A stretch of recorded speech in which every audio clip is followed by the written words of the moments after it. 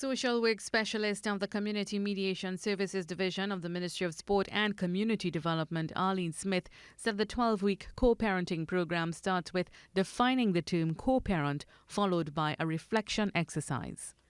So it gives persons, and that's their first homework actually, what will be the narrative and the memory you would like your child to have 15 years from today when someone asks the question, how was your childhood?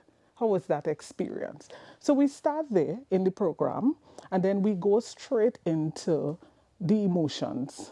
In delving into their emotions, parents realize that they have become the parents they didn't want to be. Most persons become very emotional. Men and women become emotional because it unearths some of the traumas. And we have a term that we call parentification. So some persons realize that even in their childhood, they had to wear their parents' emotional pain. And it's at that moment, that unearthing, that I'm doing the very thing that I hate sometimes and seeing this pattern. She said the emotional portion treats with the separation of the mother and father and helps them to navigate their feelings in a healthy way. Coping with that separation, when we are no longer romantically involved and we have a child or children together, how do we navigate through that?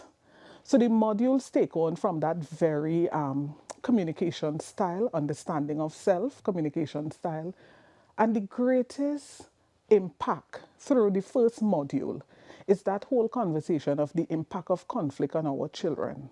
Ms. Smith said many parents don't realize that their child or children are equally impacted emotionally when a relationship ends. She said they look at the theory multi-generational transmission, which can be described as how the ability to build healthy and intimate relationships with others can be passed down through generations within the family system. And it's an opportunity to see 3 generations of emotional and family dynamics that is unearthed. And we start to go through the grief cycle where persons start to identify it is happening again in a different way, but it's happening. It's at this point that parents can identify the parenting styles they have adopted. Did I come from an authoritarian? Did I come from an authoritative? Did I come from permissive, where it catered to the needs of the child and there's an enmeshed boundaries? So the boundaries are not clear. Was I involved? Was I uninvolved? And then we start to understand attachment. Were we securely attached to our primary caregivers, or we insecure? So it's at that place when you start to become emotionally regulated, emotional intelligent. She said conversations on visitation are then approached. So you start to understand that a child loves their parents regardless. And is it fair to deprive them of that opportunity, of that bonding and attachment to their both parents? So it's very reflective through that process.